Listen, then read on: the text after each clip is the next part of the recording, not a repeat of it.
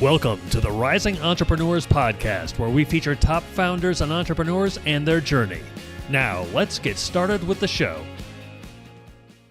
All right, welcome everyone. John Corcoran here. I am the co-host of this show, and today we're going to be talking with the visionary behind the Speakeasy immersive theater experience in San Francisco, Nick Olivero.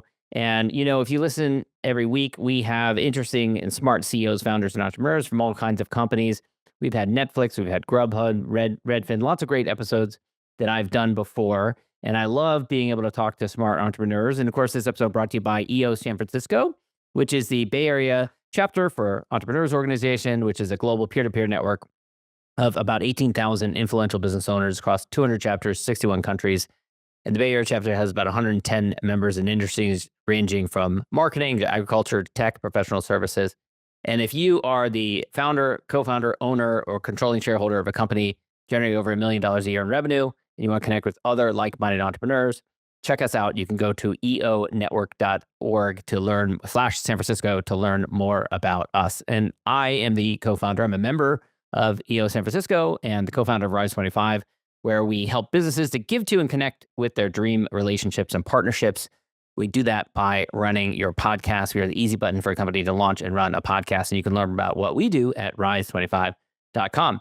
All right, let's talk to our guest. So Nick Olivero, Ollie, as I know him, he's a visionary creative director and producer, known for his contributions to vision immersive theater, and he's the creator of the Speakeasy, which is a highly acclaimed interactive theater experience that really transports audiences to this vibrant world of 1920s era Speakeasy. And it's a really cool experience. I've been to his venue before, and I can highly recommend it. He's also got another venue, which is the Haas Lilienthal House, where they run that venue. It's a historic mansion and museum, and then also use it for their own productions. They have other productions, like they had a Halloween one and a Christmas one, and we'll talk about that as well. Ollie, happy to have you here today. And let me start. I love to get to know my guests, what they were like as a kid first. And I know you weren't a budding entrepreneur who's going selling, gum to your classmates in third grade or selling weed in high school and getting busted by the principal, like many of my past guests have.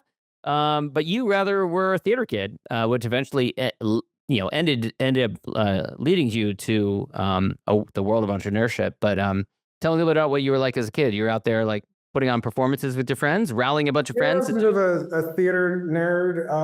I kind of got into when I was in middle school. Actually, before that, I remember watching as like 8, 9 years old. My siblings I'm a little bit younger than them. They're 4, 6, and 8 years older than me. And they were always putting on shows. We had a very active youth theater at church, and they put on puppet shows and plays and stuff. And I was never in them. I was always watching them, and never really scratched that itch, so to speak. So I kind of caught the acting bug from watching my older siblings act. None of them are in theater now. They kind of got it out, but ended up in middle school and just started doing from variety shows and, different skits and such in the shows. And wasn't necessarily cast as the lead. So, I was a little fat kid. But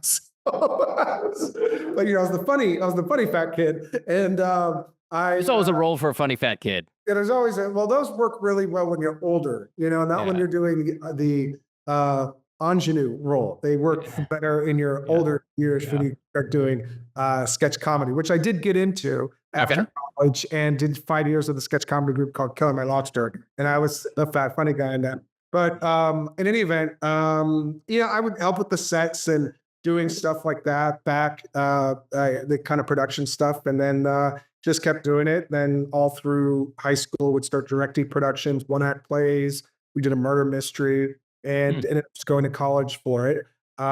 So I didn't really go into my dad was in sales. He was a bit of an entrepreneur. He had a few different businesses, and helping him do that growing up was more of a chore than it was it's something we did. So it's always been around. He wasn't really good at he wasn't a model employee. He was a bit too smart sometimes and a little too clever, and was always getting fired for various reasons. And so I think I followed in his footsteps. I wasn't a very good student in terms of listening to my teachers. I kind of did my own thing, which was both good and bad. But I always knew that I wanted to start a theater company. And when I graduated college, that's what I did. And within about a year and a half, I had a company started.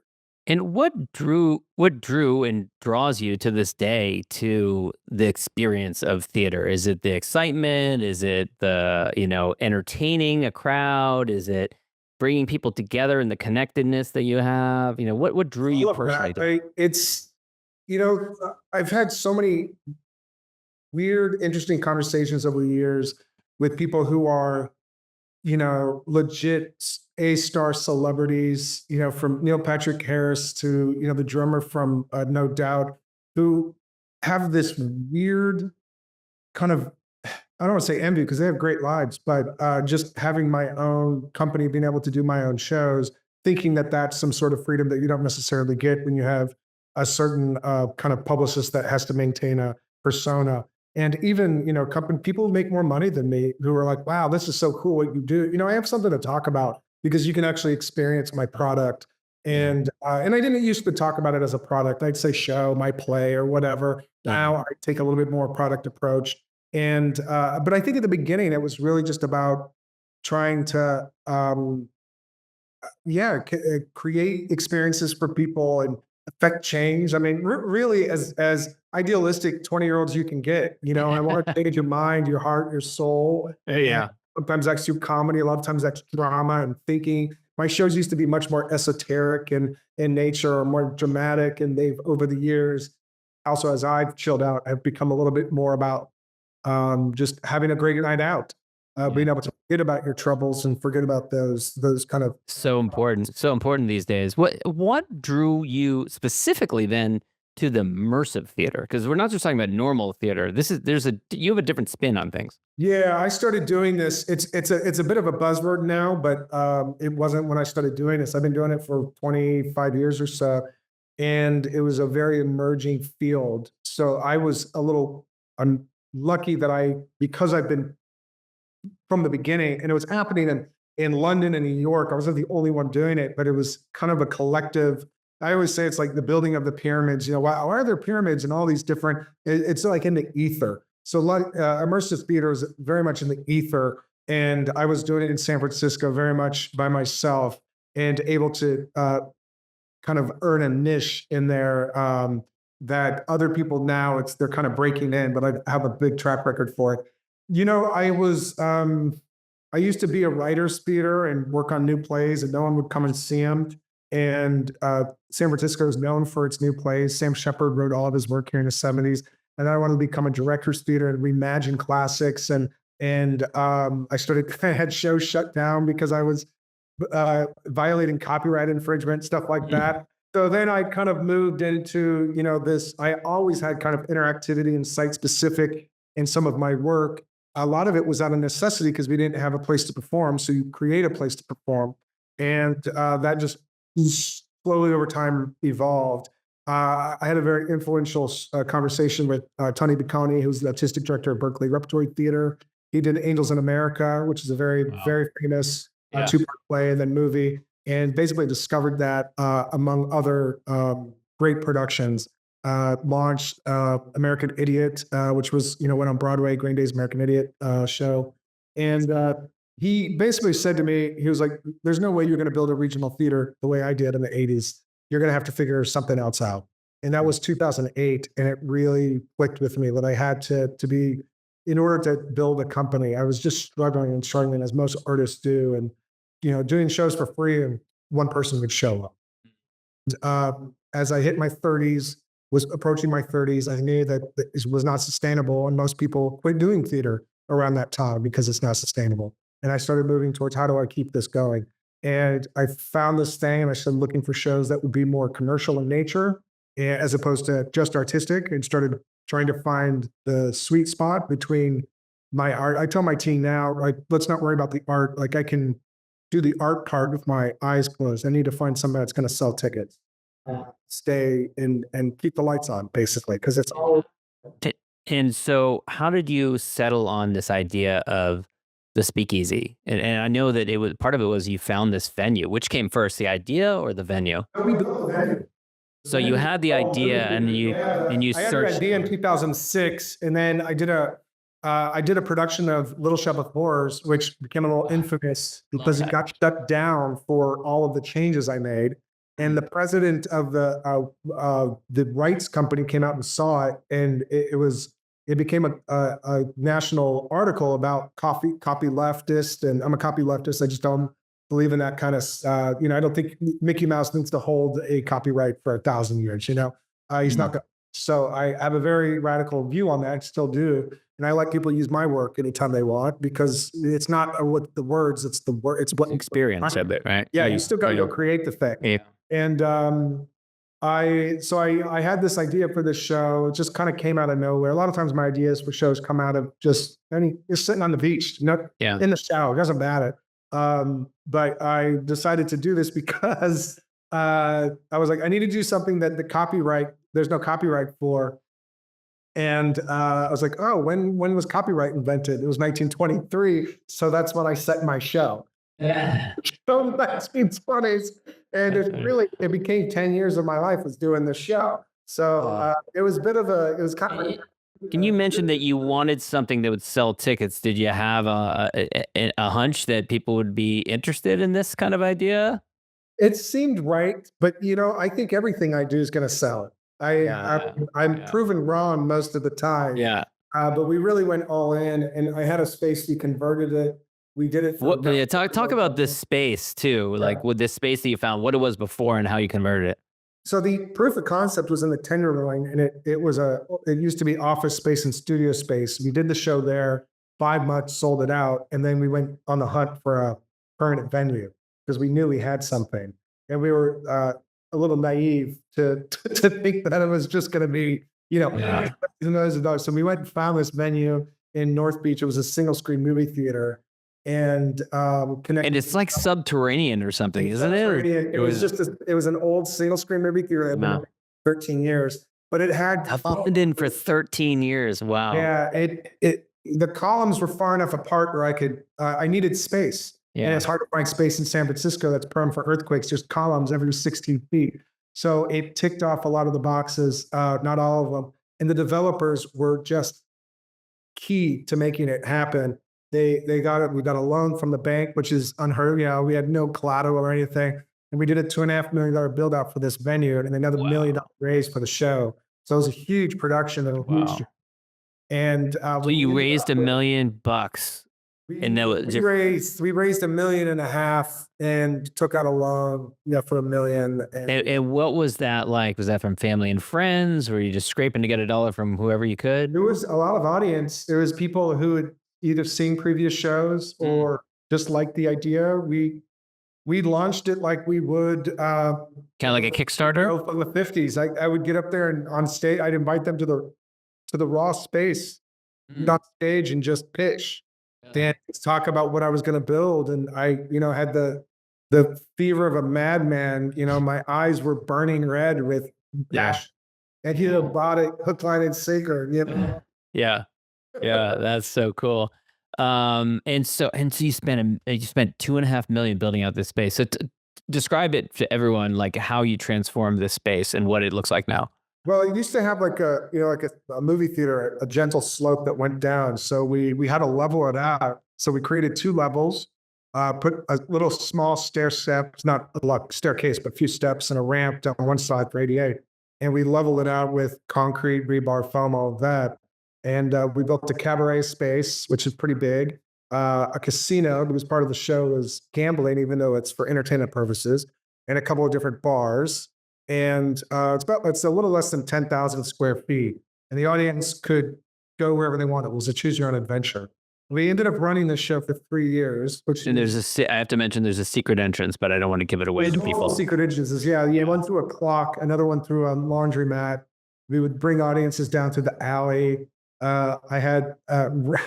used to have this rat in a cage that when you go down to the alley, like the rat was caught. And we had a live rat. It was just so bizarre, all this weird stuff. And I just wanted to be we took everyone's cell phones away, so you couldn't use your phone, and we didn't use computers. So everything was done with pen and paper. It was very complex. So you eventually simplified these things. We did, because it wasn't. They had 35 actors in it. We ended up cutting it down to 20, 25, just because there were so many mouths to feed. and it's still an expensive show to run. So we ran it for 3 years. We've closed it. We've brought it back. We close it. What we ended up with is this beautiful venue that we now use for events.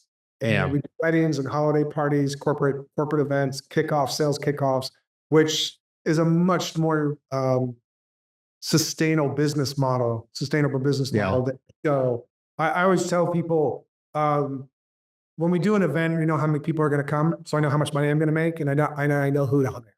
So profit margins are built in. When we do a show, I do the same show on a Wednesday night than I do on a Saturday night, except I usually have to reduce my tickets on a Wednesday night, and it's not a sellout. Yeah. So the profit margin is a sharp decline, but my expense is the same to run that show. Yeah. That's why the theater model isn't the best model unless you're Hamilton. You project what you're selling 6 months in the future. So there's a lot of gambling involved in this, and it's short term. Yeah. It's like into the pass line every role, when you do theater. You just we had at an EO Alchemy conference, the creator of Meow Wolf, one of the creators, but the CEO, he came and spoke, and he talked about, he said, something weird about Americans is just if you give them you can climb, they want to climb through a fridge into another world, and they're just you lose their minds over that, I used to go to school in Santa Fe. That was my old bowling alley. Yeah, the first venue. Meow Wolf, and it's a bunch of burners. They had no idea what they were doing when they did it. And I didn't know what I was doing when I did it. And why that became the thing. That guy's a bajillionaire. I mean, they got Meow Wolves everywhere. Why that's been there and not to the Speakeasy, no idea. Yeah. It was at the right place at the right time. And that's the problem with art is you can't, there's no algorithm formula. Right.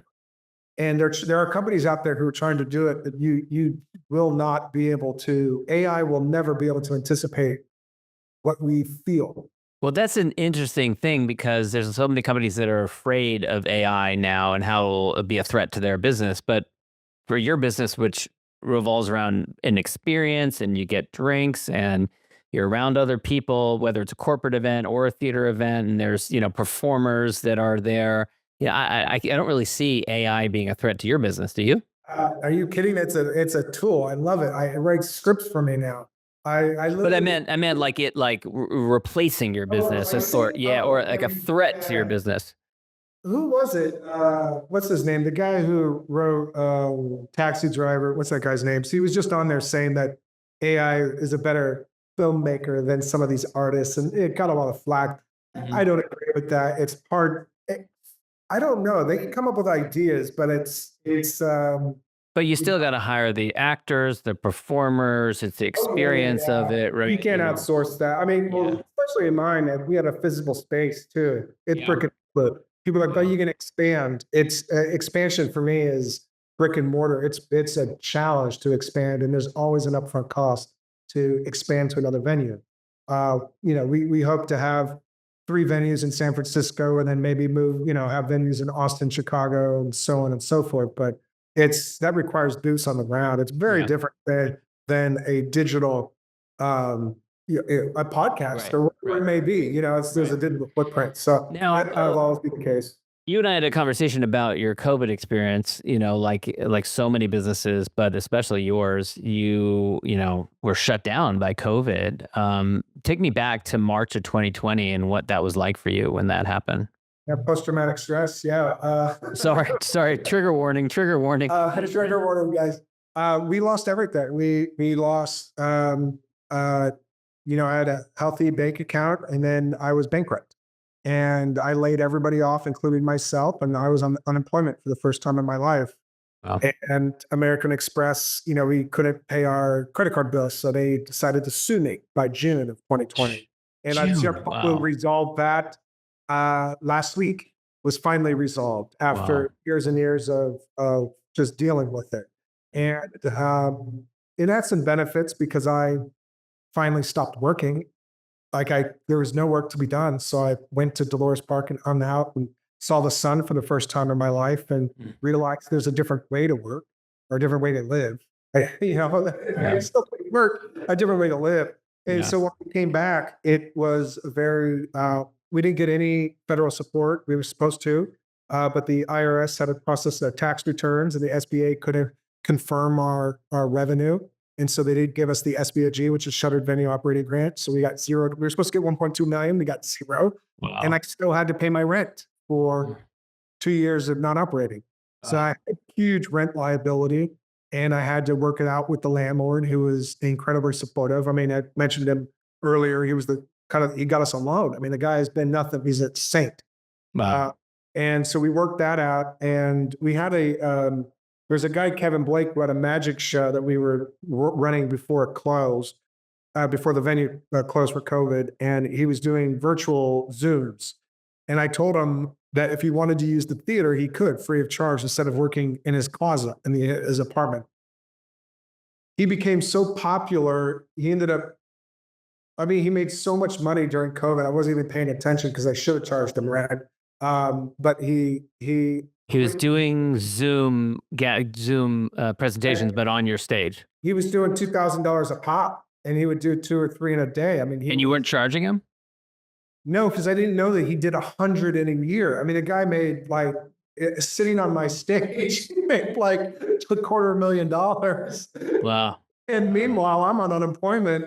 So Yeah. it was a huge discrepancy. And when we came out of that, he said, I'd like to do the show live. And he was in marketing, had a marketing background. So he did all the marketing. And this thing has been running for 3+ years and is a continuous revenue stream for the company, which I don't participate in. It's just passive revenue. Just using the venue. He's using the venue. Yeah. And it brings a lot. It's also kind of a business card for the venues. So people will end up doing their holiday parties and corporate parties because it is show. So he does a very, it's relatively modest, but it's just like the little engine that could. Yeah. It completely changed my outlook from the Speakeasy, which was this massive production where I was trying to hit a grand slam every time I went up to plate. And now my approach is to hit singles and doubles. And The Illusionist ended up being kind of a double or a triple. And when we did the haunted house this last year, same approach. So talk about that. You found this venue. It's called the Haas Lilienthal House in San Francisco. It's a historic mansion and museum.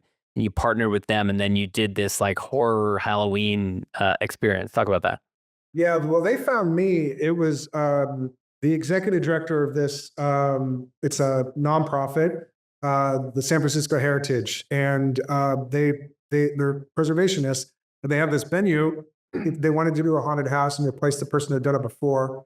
They know my work. One of my actors is his brother-in-law, so I've known him for years, but I didn't reach out to him. They reached out to me to do this thing, and I said, sure, we'll put it on. We just did a rev share because I was like, I don't really want to, I don't want to be on the hook for anything. I don't know if it's going to work. It may or may not. And I thought it would be very modest. And at the same time, I said, who's doing your other events? He said, well, let's talk about that. So we ended up doing that event for them. And this thing that was supposed to be very modest was incredibly successful. Now we're going to do it year after year and iterate on it. And now we have this operating agreement to take over all of the weddings and parties. We get a lot of calls for events where they can't really afford a space in North Beach, where the Speakeasy is. And I wanted to have a backup option, a downsell. Yeah. And so that's what you did. Yeah. And and it's kind of, I felt like before COVID, I was really, even right after COVID, I did a show in London, which was a total loss. I raised money during the pandemic and we lost it all. And it was another lesson. It was the same lesson. I now just try not to force the situation so much and look at the opportunity and allow the opportunity to come to me, as opposed to being as aggressive and ambitious to go find the opportunity. Not that there's anything wrong with that, but it was just exhausting. I just reached a different stage where if it works, it works. If it doesn't, it doesn't. And not to say that I don't work on it or try with it, but trying to stop forcing the round peg in the circle as much. And when, with your business expanding into things like, hosting weddings and stuff like that, do you view that as like an extension of the immersive theater experience? No, but man, I get so jazzed with the creativity of creating these products. You mentioned weddings. We didn't really do a ton of weddings at the North Beach venue, a few, but the house, all they want to do is weddings. And so now I'm thinking about centerpieces and wedding arches and floral displays and uplighting and drapery and just the scenic. I mean, I designed the space where the speakeasy is. So from a scenic standpoint, I love all of that. I get really, creativity is just creativity. I don't need to write a script that can just be, as long as I'm creating something. So I get excited about that expansion.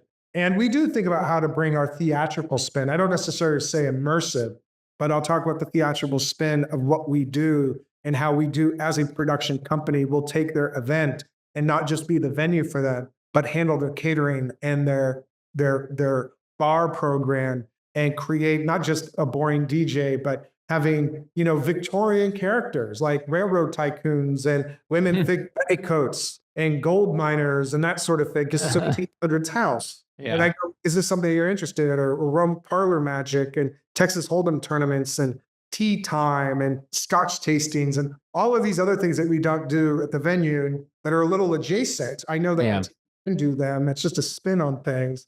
And, it's probably the same way that the food guy at Taco Bell gets excited about the next queso tostado. That is, it's all very. They got something now that's got the cheese on the outside. Cheese it's like on the outside. Yeah, exactly. Dorito on the inside. Who knows, right? Yeah.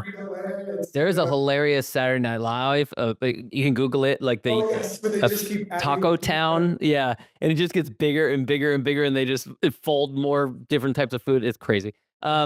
I want to ask about, you've got a few upcoming items. So the Magic Cocktail Hour, which is a drinking and magic in theater. I'm not sure if that's with Kevin Blake, the illusionist, or someone else. And the Sam Spade Affair. Talk about those upcoming shows. Yeah, well, magic is very approachable. And that's, I think, one of the reasons why it sells so well is I'm going to a magic show. You know what you're doing. It's low stress. It's not, I have to convince people to come. You want to come do an immersive speakeasy. What is that? I have questions. Yeah. And it costs a lot of money because it's an expensive show to run. I have more questions. Yeah. So I kind of isolated that. One of the reasons it's doing so well is that it's a known quantity. It's an accessible ticket price. And I said, I want to build more of those. So I went to Kevin and said, let's build a magic show, but let's do a little bit of what I do, which is more narrative based. So it's set in 1927. It's a year after Houdini died. It's kind of like a seance, but we're trying to reach the spirit of Houdini. And the premise is the lead character, who's this recluse magician, Marlowe the Magnificent, who's kind of an Orson Welles bombastic character, had contact with Houdini after he had this strange concoction of libations. And when he woke up, he had a list of names. It's all the names of the audience members, and he believes that if they recreate what he drank, we're going to connect with Houdini. So it's a drinking experience where you get a flight of 4 cocktails as you watch this show. And it's also magic. You get pulled up on stage, this and that, but there's a story that unfolds, and the drinks are coming out in the regular intervals. And the drinks are also magical. They're smoking, changing colors, and doing different, vanishing things into them. And so I reached out to him to co-write the show with me. And Jeff, who does my cocktail programs, my operations guy to create the drinks. That's kind of open in April. And additionally, there's another show that I wrote it 2 years ago. I just haven't gotten around to doing it, which is a Sam Spade film noir detective agency where the audience are players. They're in a puzzle experience. It's not an escape room, but you are trying to solve these puzzles that are given to you at a table. You're in groups of 6 or 8, and you are essentially an extension of Sam Spade, the private eye, trying to solve the case of a lifetime, having to crack codes and use magnifying glasses and look at pictures and study forensics and stuff like that. So they have some of these where they deliver to your house. They're a little, I don't want to say basic, but it's all paper related. So this is dimensional because we're giving you maps or thumbprints, and you're having to really do a little bit more physical work that we can right. It's also a team building game, so we can bring it to people's offices, and you can do it. So 30 to 80 to 100, we can expand it, and you get a little bit of this show. It's not immersive. It's not even interactive. you watch scenes and then you do the puzzles. And then scenes then kind of give you the answers. And I'm trying to solve for the issue that I've always had with escape rooms where there's like a 10% success rate, which means 90% of the people lose. Is it really? I didn't realize it was. Yeah, there's a lot of like, oh, you didn't get out in time. And I'm like, well, I've been here for an hour and I'm trapped. The next group is coming in. The next group is coming in. So this is to solve for that is I want everyone to feel like they won, but there's still a winner because there's the more detail you provide. Knowing that somebody was shot or shot twice or shot in the back twice with a Derringer or a caliber 22, the more information you can provide, the more you get. So we're trying to kind of make it a more rewarding experience. So we're almost out of time, Ollie, but maybe you don't get this reflective about this stuff, but there's like an epidemic of loneliness now. And I think after COVID and everything, and with the digitization, we're all on our phones. There's definitely a feeling of kind of people are craving more community than they get, like kind of like we used to have maybe 50, 100 years ago. Do you ever reflect on that, and that a part of what you're doing is giving people that experience of doing something collectively with a group of people, getting out of their office, getting off of their phone, and doing something in person and having an experience? More so than ever. I think that's why immersive theater has taken off the way it has, and interactive experiences like Meow Wolf or like some of these other drinking experiences that. Theater's pretty stuffy when you sit in a chair. And if I was still doing theater shows, I'd be out of business. I wanted to talk to you. I want to be a member of EO. I've been able to grow a multi-million-dollar business because I shifted and adapted and listened to the users, my audience, and what they want, but also tried to anticipate what their needs are. I don't think people knew that they wanted to put their phones away, but when they did for the Speakeasy, they would thank me. And I'm like, you can put your phone down every time you want, but we force you to do it and reconnect and talk and engage in a different way. And that was not something I realized would be some of people's biggest takeaway. Putting my phone away for 4 hours was the best experience. It was like, I spent millions of dollars, years of my life writing a show, and all I did was take away your phone. Like that. It's pretty magnetic for people, so that's a big achievement. It's a big achievement. And from an artist, I was like, geez. But as a understanding what they meant behind that, I was like, how can I create more opportunities for you to connect and to have that community? And that's why things like the Magic, we also do stand-up comedy, but we try to do a little spin on it because some of these forms are very old and tired.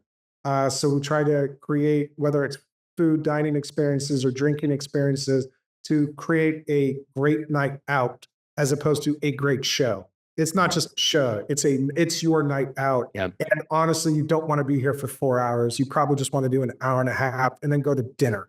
And so we're part of your night out. And taking that approach has really helped the business, and fostering those communities and those environments for people to have those experiences have been great. Ollie, where can people go to learn more about you and learn more about the various things you're up to? Well, my theater company is Boxcar Theater with an RA because we're still very pretentious. So boxcartheater.org because we're an organization. The Speakeasy is the show. People go, oh, you're Speakeasy. I go, the Speakeasy is a show, but it's kind of the elephant in the room. The SpeakeasySF.com. We're dark right now. We do New Year's, we do Halloween, but Boxcars where you can find stuff like The Illusionist, Magic Cocktail Hour will be launching soon. Sam Spade, a little bit down the year. So Nightmares, the haunted house, that'll come back. And a lot of that can be found on Boxcar Theater's website. And hopefully these shows will do well. You can do a follow-up in a year and I can be like, that didn't work. But you take big swings, or rather attempts at first singles and doubles, singles and dual swings. Hit the ball, but we're definitely trying to make people run for it. Yeah. Yeah, exactly. Ollie, thanks so much. Absolutely. Thanks for listening to the Rising Entrepreneurs Podcast. This episode is powered by Rise 25. Please subscribe and check out future episodes.